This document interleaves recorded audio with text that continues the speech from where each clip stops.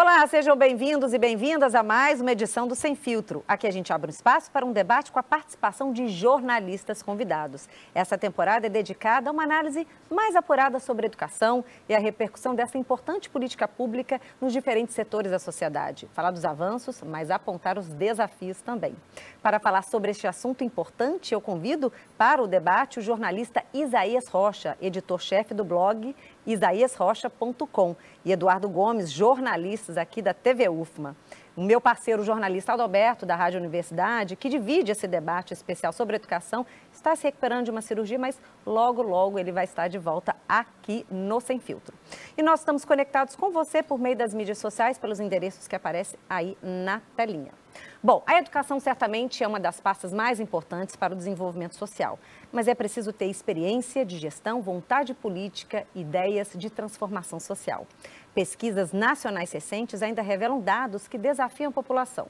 Abandono da sala de aula, poucas escolas, professores mal remunerados, subemprego. Ao mesmo tempo, as instituições de ensino públicas é onde se encontram os profissionais capacitados, a pesquisa, a inovação e os modelos de ensino no país. Como avançar diante de tantas contradições? Para falar sobre este e outros assuntos, o Sem Filtro convida hoje a vice-prefeita de São Luís, professora Esmênia Miranda. Sejam todos muito bem-vindos e bem-vinda. E antes dessa entrevista, a gente vai conhecer um pouquinho sobre a sua trajetória. Vamos lá. Natural de Bacabal, interior do Maranhão, Esmênia Miranda tem formação acadêmica em Geografia e História pela Universidade Estadual do Maranhão e possui mestrado em História pela Universidade Federal do Maranhão. Esmênia ingressou na Polícia Militar em 2007, atuando no CAPES e no setor de ecoterapia da Corporação para Pessoas com Deficiência, e logo depois como professora de História no Colégio Militar. Atualmente é vice-prefeita de São Luís. Em 2021, recebeu o título de cidadão ludovicense entregue pela Câmara Municipal. Nas causas sociais, Esmênia é próxima de pautas relacionadas à negritude, cultura popular e mulheres. Esmênia Miranda é a convidada do Sem Filtro de hoje. Muito bom, quero novamente cumprimentar todos e agradecer a participação. E eu queria abrir o Sem Filtro com as informações mais recentes sobre o censo 2022, trazendo aqui para a capital. Nós vimos o aumento da população de São Luís em relação a 2010, hoje ocupando aí a 4ª posição da região Nordeste. E aí nós temos os efeitos colaterais no planejamento estratégico. Como é que tem sido a atuação da Prefeitura pensando nesse aumento populacional e de todos os efeitos que isso gera para a população diante das demandas e dos serviços? Seja bem-vinda. Muito obrigada, Josi, obrigada, Eduardo, Isaías, pelo convite. Muito feliz de poder estar aqui falando hoje pela Prefeitura de São Luís, falando um pouco de educação dos desafios que a gente tem pela frente, mas também das conquistas que nós já tivemos aí nesses 2 anos e 6 meses de gestão. Então, a gente estava ansioso por esses resultados, estávamos ansiosos para saber exatamente, conhecer um pouco mais da nossa cidade. Sabemos que o censo estava ali com algum atraso e eu sempre digo que não conseguimos agir, fazer política pública sem saber onde. O diagnóstico ele é essencial para a gente poder, de fato, alcançar a base. Então, ao momento agora que fazíamos previsão, inclusive eu achei que ficou um pouco abaixo da previsão que a gente fazia em relação à população ludovicense, continuar aplicando as nossas políticas e talvez agora, a partir desse momento, podemos direcionar ainda mais as políticas específicas para cada área de atuação do município. Sim. Vamos adentrar um pouquinho mais sobre isso. Eduardo, quer? Você falou aí de um ponto, peguei esse gancho do censo. Você falou de trabalhar políticas públicas, que é para isso que é o intuito do censo. E você citou um ponto que vocês já vinham aí planejando um aumento, até um número maior, e foi abaixo. Então, o que de fato vocês já estavam ali planejando para, de fato, colocar na prática essa política pública? Várias ações específicas por secretarias, E específica, está falando de educação agora, a gente teve ali um chamamento de mais de 500 professores, para além do seletivo que foi aplicado. Já tínhamos chamado 611, agora mais 520 professores. A gente vai ter um reforço de mais de 1.100 professores, esperando justamente o aumento, que nós já havíamos captado nesses 2 anos, do atendimento à nossa demanda com a comunidade escolar. Vem aumentando muito, apesar da pandemia, que nós tivemos que fazer uma busca ativa, mas nós estivemos aumentando esse número de alunos e hoje a nossa rede é para mais de 90 mil. Então, em específico nesse ponto, nós estamos nos preparando. além dos programas que estão sendo desenvolvidos, e o mais importante deles é o Escola Nova, que a gente fala tanto de reforma e construção de escolas e creches, como também de programas que fazem com que essa escola seja realmente nova, não só com uma cara nova, né? Então, é um conjunto de ações que eu acho que durante o programa a gente vai poder explicar um pouquinho mais essas ações e os números que estamos conseguindo atingir. Então, aos poucos, a gente tem se preparado nesse sentido, né? Na saúde, por exemplo, nós atuamos de forma ali muito intensiva, tivemos destaque, inclusive nacional, com o programa de vacinação, do qual foi muito bem aplicado, conseguimos alcançar números que dentro do próprio estado, infelizmente, outras cidades não conseguiram. A gente estava com esse destaque na mídia, não só na mídia, entre os números de outras cidades no país, né, porque fizemos um programa de atendimento em cima da hora. Assim, no momento que assumimos a gestão, nosso prefeito já foi correndo ali todas as possibilidades de montar um espaço esperando essa vacina chegar, que quando ela chegou, a gente conseguiu desenvolver ações para atender o máximo possível de pessoas. Então, de alguma forma, dentro do nosso plano de governo, a gente fazia essa previsão de aumento da demanda dos serviços públicos e como nós faríamos isso. Eu queria continuar também nessa temática, porque assim, todos os anos a gente observa que há temas sempre recorrentes, como por exemplo, falta de vagas na escola, déficit de professores, falta de repasse às escolas comunitárias. Por que, no seu ponto de vista, vice-prefeita, esses problemas nunca encontram uma solução definitiva? Por que todos os anos há praticamente se discutir todas essas temáticas que no passado e posterior dos anos posteriores sempre atinge e afeta a nossa população? Que falta, de fato, para solucionar esses gargalos? Eu concordo e discordo contigo. Primeiro, que alguns problemas são estruturais. E nós estamos com 2 anos e 6 meses. A gente não vai conseguir resolver problemas estruturais, né? E eu digo que sim, nós temos mudanças. Fomos pegar a nossa faixa etária aqui e como a gente se formou, gente, eu ainda vim do tempo que a gente estudou estudos sociais. Então, a gente tem passado por mudanças, e acredito que sim, né, conhecendo a realidade das nossas escolas e de melhorias que nós também estamos desenvolvendo nesses mais de 2 anos de gestão. Então, alguns problemas são estruturais. Quando a gente para estudar um pouco da história da educação no Brasil, é um trabalho que hoje nós temos algumas cidades no Brasil, mas são pontuais. A gente está falando de mais de 5 mil municípios e a gente tem alguns poucos municípios que conseguiram pegar esse problema e fazer uma grande transformação, principalmente municípios menores, né? Porque um desafio para uma cidade de mais de 1 milhão de habitantes, na verdade, todos os desafios eles se tornam ainda maiores, proporcionais à quantidade da população. Então, eu digo aqui, concordo sim, que a gente tem que atuar ainda mais. Alguns problemas eles se repetem, mas eu digo que eles estão dentro de uma estrutura histórica que precisa de uma transformação que não se faz sozinho. São há muitas mãos quando a gente quer resolver problemas estruturais. Sim. Vice-prefeita, aproveitando essa questão aqui, mas assim, colocando assim, a senhora tem uma trajetória na educação, né? Quer dizer, comandou uma pasta, né? A senhora falou que foi um tempo, né? Pequeno, curto, mas um tempo intenso. Tem uma experiência como professora do ensino fundamental, conhece essa realidade, né? E aí a gente vai como se fosse uma cirurgia, né? Bem, com uma precisão. O que é preciso, por exemplo, fazer como uma urgência? O que a senhora destaca que é preciso fazer entre todos os elementos, né, que apontam os desafios aí da educação básica, da educação fundamental? Qual é a urgência, então? Eu vou trazer, então, a minha experiência de sala de aula. Eu sou policial do estado do Maranhão, agora na reserva, mas tenho 16 anos de polícia militar e atuei em vários setores da corporação e o setor em que eu permaneci por mais tempo foi o Colégio Militar Tiradentes da Polícia. Quase 10 anos de sala de aula, lecionando tanto no ensino fundamental e também no ensino médio. E eu vou te dizer, enquanto professora, que estava, como o pessoal gosta de dizer, no chão da sala de aula, lidando diariamente com turmas de 40 alunos, o que é para a gente desafiador? Ter uma boa estrutura, ter um mínimo de condições, no sentido de conseguir ter uma sala de aula organizada, uma escola que te dê alguma condição de trabalho, que você não precise se preocupar com coisas para além do teu planejamento e do como atuar para aquelas crianças conseguirem aprender o teu conteúdo específico. E o meu é história, né? Então a gente sabe como é que historicamente se criou essa percepção do que é aprender história, que a gente também está no momento de reconstrução. Hoje em dia não é só mais lidar com datas, se elas não fazem sentido. Então é o que inclusive nós vemos fazendo.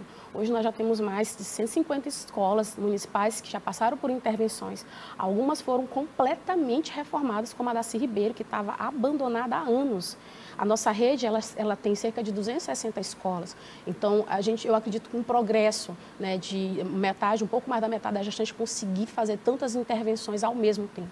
Agora, nesse exato momento, estão sendo reconstruídas, reerguidas, porque estavam abandonadas as obras, 7 creches de tempo integral. E a última ordem de serviço nós assinamos ontem, lá na escola da Ribeira, no bairro da Ribeira, e vão atender ali pelo menos 2.000 alunos, são mais 2.000 vagas que vão abrir aí e ficar à disposição. Então, enquanto professora, e foi algo que eu sempre coloquei ali, inclusive a nossa relação, a minha com o prefeito Eduardo, foi muito pautada nisso, como você falou. Os primeiros meses da gestão foi a mim que ele confiou a pasta, e eu digo que o meu trabalho nesses primeiros meses foi de um grande diagnóstico, uma grande transição. Comentei com vocês agora há pouco, né, bastidores, que foi muito rápido o período da transição na eleição de 2020 e não deu praticamente o tempo de a gente conhecer de fato a educação de São Luís. Então, os meses que eu estive à frente da pasta, a gente fez um raio-x de tudo, a avaliação de gestor, de condições de estrutura das escolas, todos esses números que até aquele momento a gente não conseguia ter um número definido de quantos professores tinha na rede,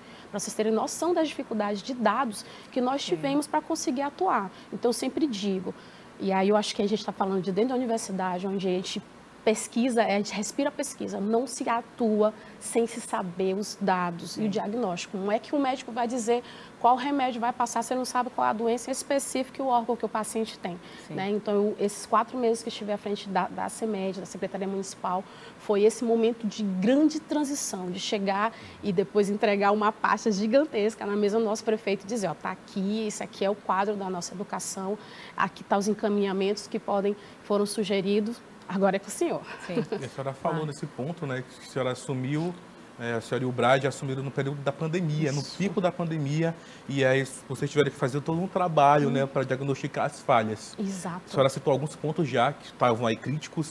Hoje, já foram resolvidos? O que está faltando resolver do que a senhora ia controlar quando a senhora assumiu? A educação é uma dessas questões, né? A gente conseguiu nos últimos anos, nos últimos meses, chegar a índices que não esperávamos. Poderia dizer também em relação à saúde, que também são desafios que a gente enfrenta e continua enfrentando, mas que estamos tomando atitudes para que elas possam, de fato, mudar a vida das pessoas, daqueles que precisam, de fato, dos atendimentos.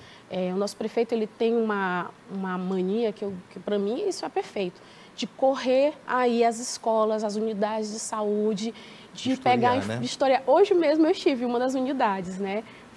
Fui tomar vacina e vacinar minha filha também e tive em 2 unidades de saúde do município.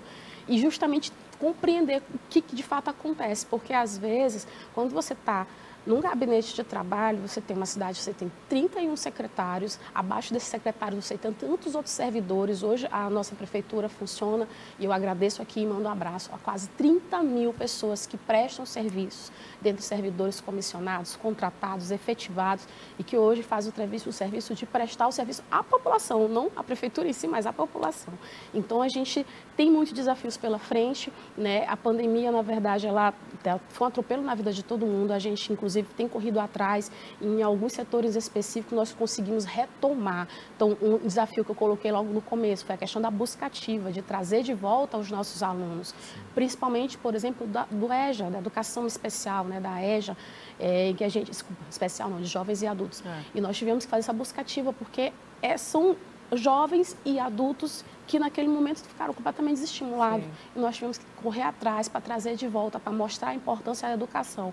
O nosso objetivo é um dia nem precisar mais. É um dia a gente ter uma população completamente alfabetizada e que não seja mais nem essencial ter escolas específicas para jovens e adultos. Mas para a gente tem sido uma conquista retomar. As crianças também, nas creches, né, que durante a pandemia ali, muitas das famílias, nós que temos filhos já sabemos dessa dificuldade de ter que trabalhar e não ter com quem deixar, porque a escola hoje ela se tornou primordial na vida do cidadão, né? Ainda mais para as mulheres que cada vez mais têm saído da casa de ser sua mãe, a dona de casa, e alcançado espaço no mercado de trabalho. Secretária, Isaías, eu vou ter que chamar um intervalo aqui, esse bloco fica por aqui, mas você pergunta no próximo. A nossa entrevistada de hoje é a vice-prefeita de São Luís, professora Esmênia Miranda. A gente volta já já.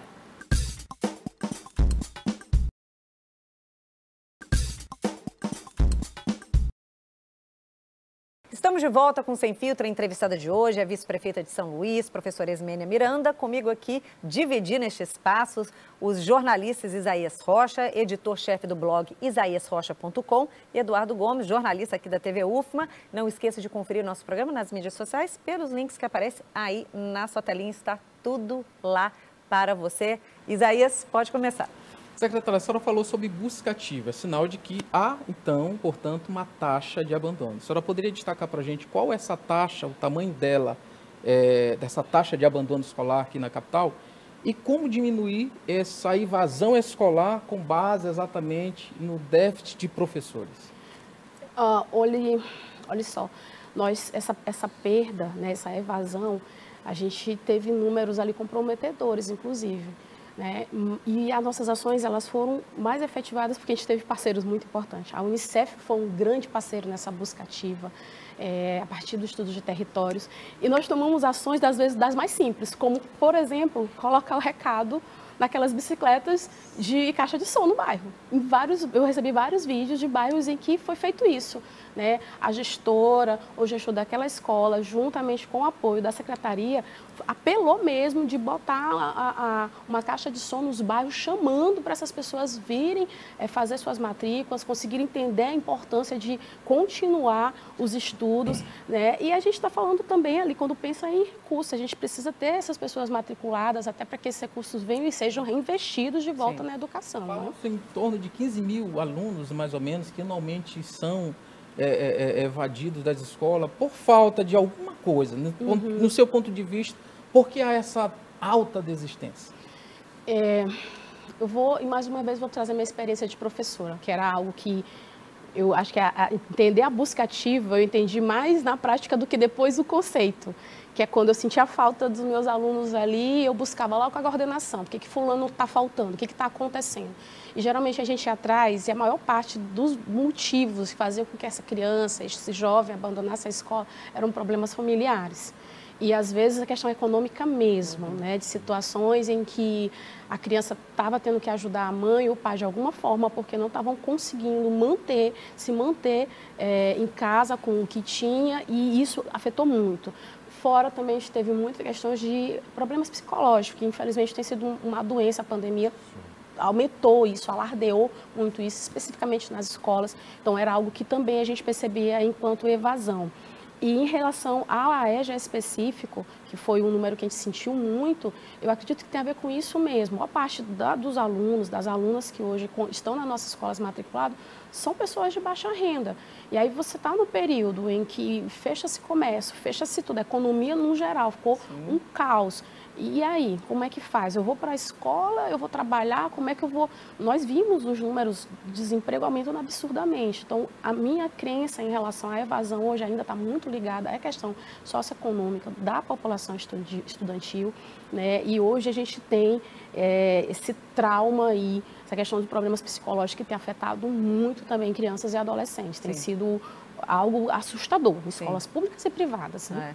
Sim, a senhora então apontou o diagnóstico, a senhora apontou uma realidade, né? Então a gente pode ver que a saúde está ligada, quando a senhora fala da questão psicológica, né? A gente fala que o mercado de trabalho está ligado. Isso. Então, a partir disso, quais são as ações da prefeitura de maneira transversal para poder garantir, né, esse profissional, essa vaga, né, no sentido de tentar diminuir, né, reduzir essa evasão? A gente tem um programa chamado Saúde na Escola e que atualmente tem atendido mais de 31 mil crianças. Esse Saúde na Escola, ele passa por mais diversas especialidades, desde o atendimento primário ali com dentista, com oftalmologista, até mesmo o atendimento psicológico, que se tornou hoje urgente, né? Nós temos na CEMED, na Secretaria Municipal de Educação, cerca de 500 profissionais voltados para a educação especial, e é ali onde se concentram principalmente os professores que têm essa especialização ali com a psicopedagogia, que fazem esse atendimento, acompanhamento não só das crianças, porque além desses 500, a gente também tem dentro do quadro de escolas esses profissionais que dão suporte ali para essas crianças, né? E em relação à questão mesmo de emprego e renda, como eu disse, é mais um dos problemas estruturais que a gente, aos poucos, tem conseguido retomar isso aí em muitas parcerias, com muito cursos de capacitação. Foi criado dentro da nossa gestão a Agência Municipal de Desenvolvimento Social e Econômico, né, que hoje está na pessoa do Felipe Mussalem à frente, e vários cursos para a população, especificamente de baixa renda, cursos para, além só do aprendizado, também as pessoas consigam montar o seu próprio negócio. Tanto que nossos cursos têm muita parceria com o SENAC, com o SENAI e com o SEBRAE, pensando nessa questão. Eu vou trazer aqui, formar esse profissional, mas já consigo dar o mínimo de recurso para ele conseguir montar o próprio negócio. Então, algumas turmas estão saindo, por exemplo, de bolos e confeitaria, em que a pessoa já recebe alguns itens específicos para começar. Ou então, cursos de barbeiro, né, que também já sai ali com o kit de máquina, de tesoura. Então, no sentido, a gente tem trabalhado muito em parceria, tem sido importantíssimas parcerias com a iniciativa privada, essa questão de promoção de cursos de capacitação e abertura, de alguma forma, dessas pessoas no mercado de trabalho. Quando a gente fala de evasão escolar, né, a gente sabe que em muitos casos, né, a senhora citou a questão econômica, que a criança ela só vai para o colégio porque tem a merenda, passa a fome, né, é algo muito dolorido. Mas também existem casos que as crianças elas deixam de ir à escola porque elas não se sentem desafiadas, elas não conseguem entender aquele conteúdo. E às vezes tem de fato, né, tem o TDAH, tem outras doenças, mas existe de fato o interesse, a criança não aprende. Então, como ela não aprende, ela prefere faltar a aula ou diz que vai para o colégio e vai jogar bola e vai para outro lugar. O que tem sido feito, a senhora falou no bloco anterior, que a reforma da escola não é só na cultura, né? Não é só no modelo, mas sim também no método de ensino. O que vocês, de fato, pretendem ou já estão fazendo para atrair esse estudante, que ele, de fato, vai para a escola para aprender e para que, de fato, tenha interesse pela educação? É capacitação. E, mais uma vez, coloco a minha experiência de professora. São 10 anos. Quando eu comecei a dar aula, 10 anos depois, não era mais do mesmo jeito. Eu brinco que eu tinha que aprender. Eu aprendia com os meus alunos. Era uma via de mão dupla. Eu ensinava e aprendia. Até para a gente conseguir ter isso, a atenção e o interesse desse aluno, ver que aquilo é importante para ele, que não é só importante para ele passar no vestibular. É um desafio para qualquer professor, vocês não têm noção. Né? A escola tem muito dessas questões interessantes de vivência, eles faziam aquela lista de quais a aula que você gosta mais. Sim. Gente, vou ficar orgulhosa, eu era segundo lugar, só ficava atrás de artes. Mas assim, é pensar em fazer malabarismos para conseguir ter aquele menino prestando atenção, conseguindo entender da forma como tu queres que ele entenda. Então hoje são as capacitações que têm acontecido, nós temos um centro de formação específica só para isso, para pessoas que estão ali para trabalhar metodologias dinâmicas, das mais diversas possível, para que o professor tenha também esse embasamento e conseguir fazer essa transformação. É um trabalho que ele é de todos, né? O professor termina sendo o primeiro porque é o que está de frente para os alunos. Ponta, né? E como eu digo para vocês, então. Como é realmente fazer malabarismos. Aí eu vou dar um exemplo que eu adoro desse exemplo. Quando eu ia tratar de um assunto de guerra, Primeira Guerra Mundial, eu começava falando de super-heróis. Primeiro que eu já ficava assim, mas o que tem a ver super-heróis com guerra?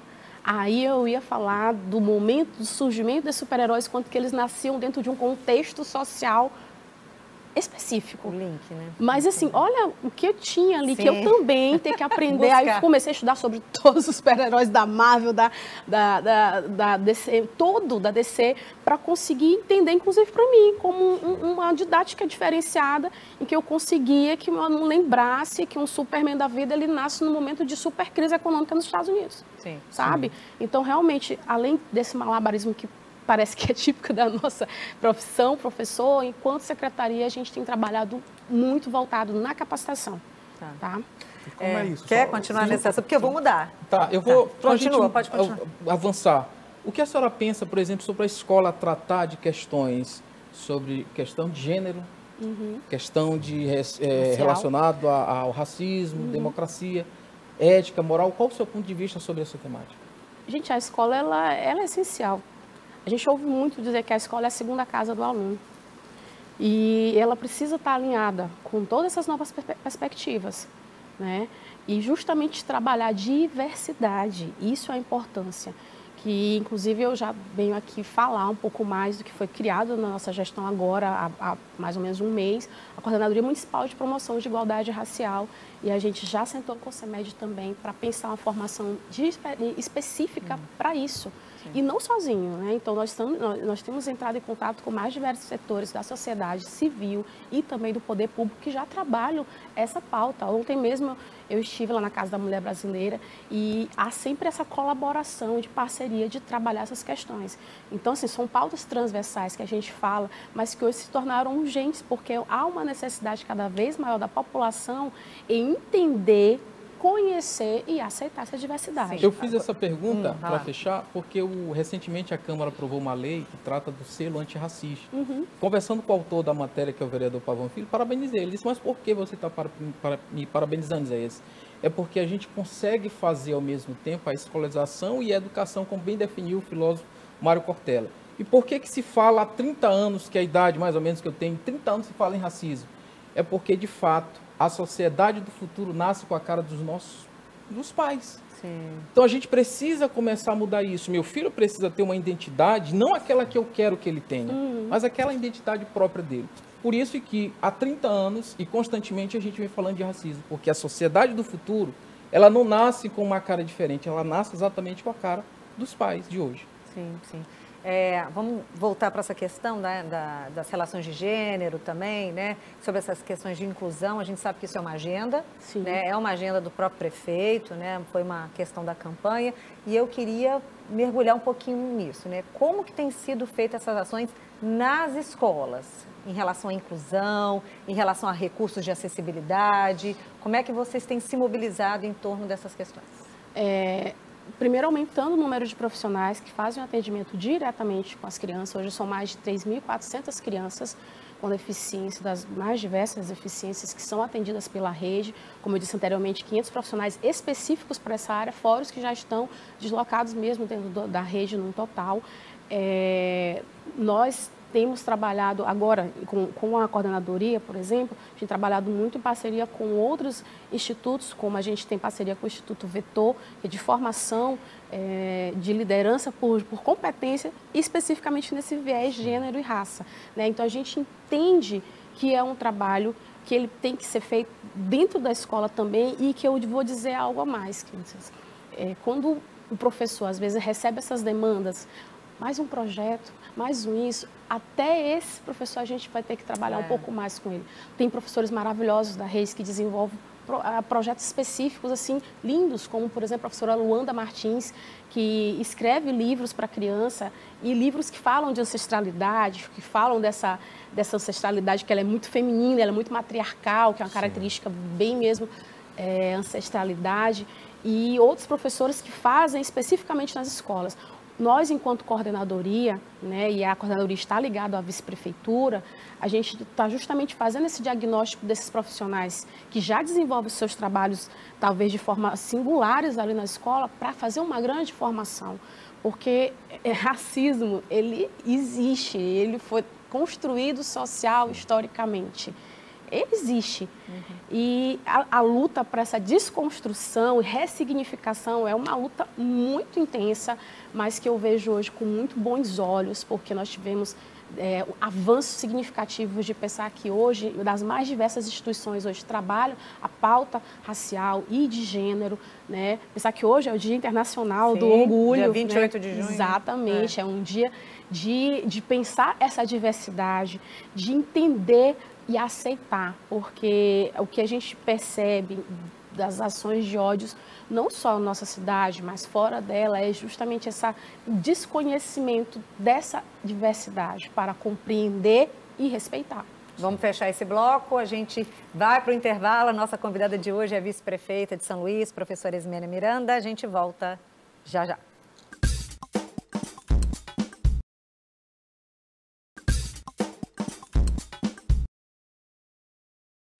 Voltamos para o nosso último bloco. A nossa entrevistada de hoje é a vice-prefeita de São Luís, professora Esmênia Miranda. Comigo aqui ampliando esse debate, os jornalistas convidados. Isaías Rocha, editor-chefe do blog isaiasrocha.com, e Eduardo Gomes, jornalista aqui da TV UFMA. Lembrando que este programa está disponível no canal do YouTube e nas mídias sociais. Vice-prefeita, eu queria começar esse bloco, né, tendo a senhora como referência de mulheres em pastas de comando, né? A senhora tem curso superior completo, tem pós-graduação, experiência profissional, né? É mãe, tudo isso ainda com recorte racial, né? Ou seja, você é um exemplo para muitas mulheres, né, de lugares possíveis de alcançar. Você está aqui, está concretizado isso, né? Mas sabemos que essa não é uma realidade da maioria, né? Como é que a sua experiência, as suas agendas, a sua posição ideológica te auxiliam em mudar e transformar a realidade do seu ambiente de trabalho e das pessoas que estão próximas a você? Mais do que eu imaginava, essa que é a verdade. Eu estive recente em Brasília num evento que é justamente pensando no Estado melhor para pessoas, pensando nessa gestão por competência, no viés de gênero e raça. E eu disse que eu preciso me reafirmar o tempo todo. Estar num espaço como esse é um espaço de poder, conseguir chegar às pessoas através aqui é um momento de fala em que eu preciso reforçar isso. Às vezes eu preciso estar num ambiente em que eu sou minoria, eu sou mulher, eu sou preta, e eu preciso pegar no microfone e mostrar que não sou só uma carinha bonita, eu não sou só um compromisso moral de estar no espaço. Eu preciso provar isso, às vezes, o tempo todo. Mas eu sei que quando eu estou fazendo isso, outras pessoas estão me vendo ali. É uma luta que é quando a gente fala da filosofia Ubuntu, ela não é minha, ela é de muita gente que com certeza está segurando aqui nas minhas costas, que sabe que é um esforço gigantesco. Eu digo que quando eu sou convidada para agendas, principalmente aquelas agendas que são em cima da hora e que eu preciso representar um prefeito, que eu sei que em espaços em que eu serei minoria ali, eu vou dentro do carro estudando. Eu sempre digo que a gente tem que estudar muito mais que qualquer um. Por quê? Porque há uma grande expectativa do que você vai dizer. Se você está ali porque realmente merece estar ali. Sim. E eu faço questão eu sempre gostei de estudar algo, sempre disse, fui CDF na escola, né? E faço questão disso, de quando chegar nesses ambientes, eu estar ali sabendo de tudo o que está acontecendo, sabendo a posição que eu estou ocupando. Eu estou representando o prefeito Eduardo Braz, estou representando a prefeitura de São Luís, e poder dizer a quem quer falar. Mas eu vi uma vez uma frase num evento que eu estava participando, e era um evento que só tinha homens, né, a maioria homens brancos, e eu era a única mulher e negra no espaço.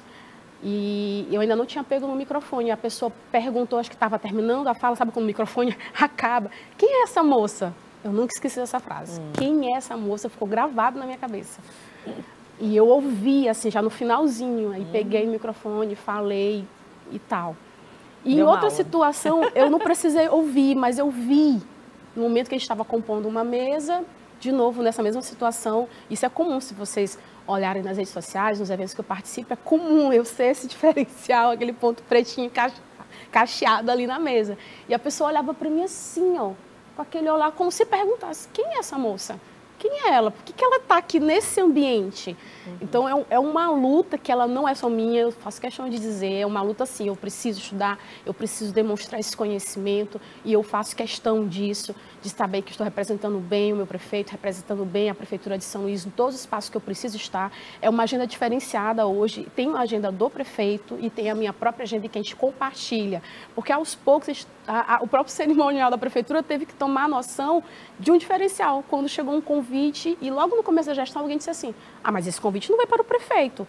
Aí dizia lá, mas é porque o convite é para a mulher preta que ocupa a vice-prefeitura. Sim. Então não tinha por que ele passar pelo prefeito, sabe? Então foi algo assim muito diferente, foi uma verdadeira revolução ali dentro da gestão pública, ter essa nova compreensão de uma mulher preta ocupando um cargo e um espaço de poder, que é uma luta muito grande. A gente saiu recentemente aqui sobre os dados, e agora eu me perdoe, esqueci o Instituto, acho que foi ontem, anteontem, mostrando sobre a questão da insegurança alimentar, quem é as que mais passam fome no país? São mulheres e mulheres pretas, são a maioria das chefes de família. Eu sou filha de uma mulher negra que ficou viúva com 24 anos e 2 filhas para criar, foi a chefe da casa.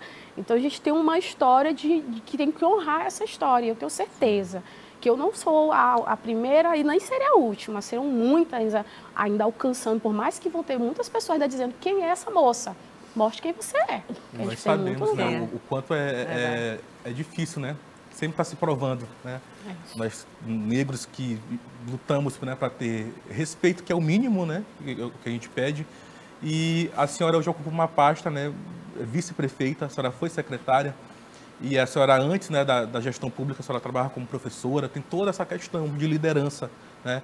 E a gente sabe que a sociedade, ela vem na questão da educação. A gente falou agora há pouco, tudo gira em torno da educação. Como preparar essas crianças para o futuro, né, para que elas não sejam racistas, para que, de fato, a gente viva uma sociedade respeitosa entre todos? A gente disse que um dia a gente vai ter uma geração que vai olhar para a nossa história e vai dizer, nossa, isso tudo aconteceu porque eu nem percebi. Amém, né? Isso.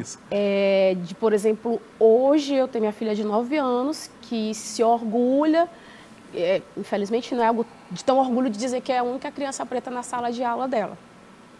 Hoje eu tenho condições de dar educação melhor para minha filha do que a minha mãe teve. Só tenho uma filha, coloco numa escola específica. E ela vai de turbante para a escola, ela tem 9 anos, ela vai toda envaidecida, já tendo noção do que aquilo representa. É um trabalho que foi feito por mim, pelo pai dela em casa. A escola dela faz um trabalho interessante em relação à questão de diversidade. Esse trabalho ele tem que ser conjunto. A escola, eu digo que a gente tem passado por uma transformação que a gente praticamente terceirizou a educação dos nossos filhos. Sim. A gente tem que adconvir.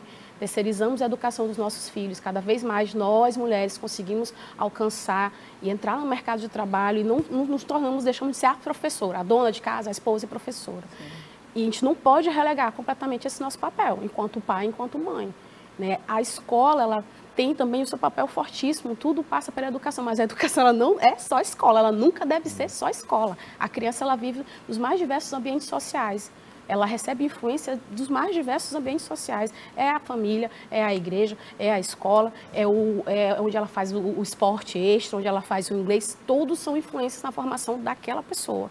Tá? Então, quando eu digo que é um trabalho, é uma construção que ela é intensa e que envolve muitas mãos, né? A gente trabalha específico com crianças negras, por exemplo, para que elas reafirmem a sua autoestima, que elas reafirmem a sua identidade, que elas não precisem se sentir obrigadas a fazer nenhum tipo de alteração na sua pele, no seu cabelo, no seu corpo, para entrar num padrão específico, mas que crianças brancas também haja essa educação de entender que cor de pele não faz diferença. Certo. E aí eu queria trazer um ponto, até uma parte da minha pesquisa de mestrado, quando a gente trabalha como as diferenças começaram a surgir. O racismo científico ele tem uma data específica, lá mais ou menos 1870.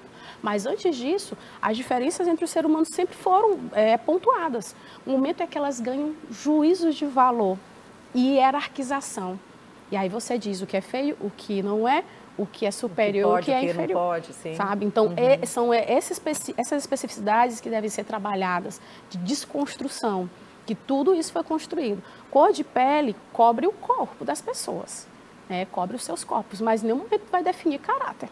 Sim. Por mais que a gente teve que derrubar a própria ciência lá da década de 1870, que dizia que isso definia caráter de alguém, e a gente teve que fazer um trabalho em cima. Então, assim, enquanto gestão pública, o maior desafio hoje da Secretaria é capacitar os seus professores, lhes possibilitar o máximo possível de conhecimento a respeito desses assuntos específicos. Mas digo sempre que nós, enquanto pai e mãe, a gente também tem que estar ali alinhado com tudo isso, entender o nosso papel também de educador, né, para que essa criança que depende exclusivamente de nós possa ter uma cabeça um pouquinho diferenciada. Sim. E tendo essa cabecinha diferenciada, essa consciência de identidade, ela vai passar menos sofrimento do que a nossa geração. Sim. Isso aí é sem dúvida. Certamente. Ela não vai permitir agressões de forma nenhuma, ela vai conseguir se impor, né, saber que ela vem de uma história ali, na maioria dessas histórias de muita luta mesmo, e dizer para que veio. E se alguém um dia perguntar, vai saber dizer, olha, essa moça sou eu e eu mereço estar nesse espaço bem aqui. Por que eu não mereço? Sim. Isaías? Verdade. Bom, prefeita, vice-prefeita, a gente observa que Ribamar, Passo do Lumiar, até mesmo Raposo, os municípios, né, através de parceria com o governo do estado, criaram as escolas militares no âmbito do município. São Luís, enquanto cidade maior, enquanto coração do estado, pensa em adotar também essa proposta de escolas cívico-militares? A gente tem um projeto piloto, inclusive ela já foi certificada nas várias etapas do Ministério da Educação, mas assim, como sendo professora que atuou dentro de uma escola cívico-militar, numa parceria Secretaria de Educação do Estado, Secretaria também Estadual de Segurança Pública, é dizer o quê? Que isso não é solução de todos os problemas, como muita gente pensou. Foi criada uma representação que solucionava todos os problemas de educação. Não é assim, gente. As pessoas achavam, quando eu matricular suas crianças no colégio militar, que ali era um mini quartel. Não é assim que as coisas funcionam. Eu sempre disse, e com o meu comandante, com certeza, se estiver ouvindo isso, vai saber, o que fazia a escola ser boa era gestão e recurso. Era isso. Não era ali meia dúzia de militares lá da companhia de aluno que resolvia fazer com que nós tivéssemos índices maravilhosos de aprovação e premiações. Não era isso, era um trabalho feito desde o gestor até o professor, passando por toda a comunidade escolar. Eu sou muito grata à minha formação enquanto policial militar. Eu tenho assim, um viés muito específico dessa formação de quartel. Mas, em nenhum momento, eu sempre consegui ter essa visão mais ampla. E meu comandante sempre concordava comigo. É gestão, não é simplesmente essa relação. Nós temos a escola que funciona, né, no PECIM, do Programa de Escola Cívico-Militar, a Duque de Caxias, que fica lá no João Paulo. Até um abraço para a professora Bárbara, que é a gestora da escola, que faz um trabalho também de gestão maravilhoso. Tá? Então, eu sempre gosto de trazer isso daí. Eu vi que houve um crescimento em relação a essas coisas e há uma demanda da sociedade em relação, por exemplo, a disciplinas, como eu fui interpelada em uma certa situação. Porque lá no colégio militar os meninos não bagunçam. Gente, são crianças. A gente precisa administrar isso da melhor forma possível enquanto educador. Acha que porque aí diz, não, mas é porque lá os meninos limpam o banheiro. E na sua casa você não limpa banheiro, não? Não é nesse sentido de dizer que a gente punha, que o que causa isso, assim, o que a gente ouve muito quando a pessoa matriculava a criança lá, era achar, olha, agora tu vai entrar no jeito. Que é isso, criança? Não é a escola que vai dar jeito no filho dos outros. É um pensamento histórico, né? Há muito isso. O que a gente tem observado dentro do seu ponto é que, por exemplo, muitos pais, eles cobram, mas às vezes esquecem de fazer o seu papel. Eles acham que só existe o direito, não existe o dever. Cobram muitas das vezes da escola uma responsabilidade que deveria ser sua enquanto pai. Sim. E aí o professor que se torna um mestre ali de 30, 40 crianças, eu acho que tem que dar conta de tudo. Então, assim, eu acho que o seu ponto de vista foi muito bom sobre para esclarecer de vez essa questão da militarização da escola, né? Sim. E eu acho que é importante a gente, né, sempre estar discutindo essas temáticas. Sim. Dá para mais uma pergunta. A senhora falou muito sobre a questão da sua experiência no colégio militar. Sim. O que a senhora avalia? A gente está vendo muitos casos de ataques às escolas. Como é que a senhora vê esse contexto? O que poderia mudar, o que poderia ser implantado para reduzir essa violência? Eduardo, a gente tem ações de pronto emprego, que a gente chama até o dando termo técnico agora, ações de pronto emprego. Mas eu vou te dizer aqui, desses 10 anos, uma coisa que eu vi crescer absurdamente na minha escola foram os casos de depressão e ansiedade em adolescentes, crianças e adolescentes. E aí eu vou trazer um exemplo para você que foi, além da pandemia e tudo ter fechado, foi o pior baque que a gente levou lá no colégio militar. De uma criança que tirou a própria vida logo depois que tudo fechou, porque a escola era um momento de maior espaço de sociabilização para ela. Tá? Então, a gente tem, infelizmente, ainda uma cultura da violência que precisa ser trabalhada de forma intensiva. A falta do diálogo leva à violência. Sempre quando você vê começando uma confusão, ela começa na conversa. Quando acabou o seu argumento, a pessoa vai para a porrada. Então, a violência ela tem muito a ver com a falta do diálogo de conhecimento. Então, o trabalho, ele pode ser só da escola. Nós tivemos, né, situações aqui, que inclusive algumas foram boatos mesmo, por casos que aconteceram mais lá distante, e aí algumas crianças, adolescentes começaram a escrever bobagem em parede, em porta de banheiro, e criou-se um clima de pânico. Tiveram ações de ponto emprego, da Polícia Militar, da Guarda Municipal. Tem que haver, infelizmente. A gente vive ainda situações de insegurança, ainda mais quando vem muitas histórias de fora, tá?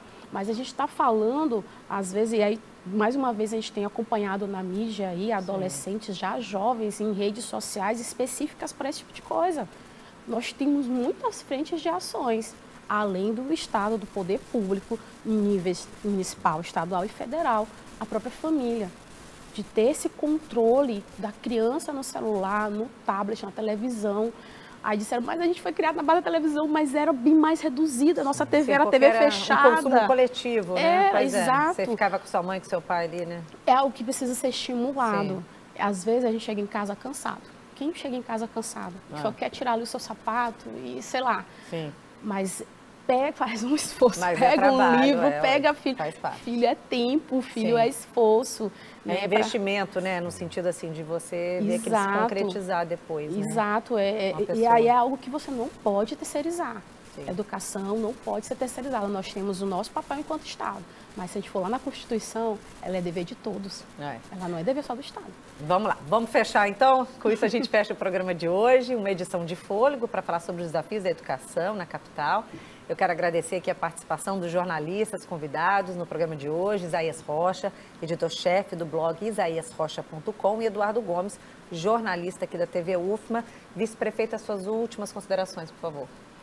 Eu terminei esquecendo de falar, né? Acho que o papo foi muito bom e a gente não entrou por esse viés do programa que foi lançado e está em seu processo ali de concretização, que foi a educação patrimonial na escola. É algo que a gente tem trabalhado muito, uma narrativa que a gente tem criado e acreditado, né, de conhecer a cidade, para não só conhecer, amar essa cidade, cuidar dela. É uma frase assim que o nosso prefeito, quando entrega uma obra, e essa semana a gente entregou uma quadra poliesportiva ali na Vicente Fialho, cobra muito.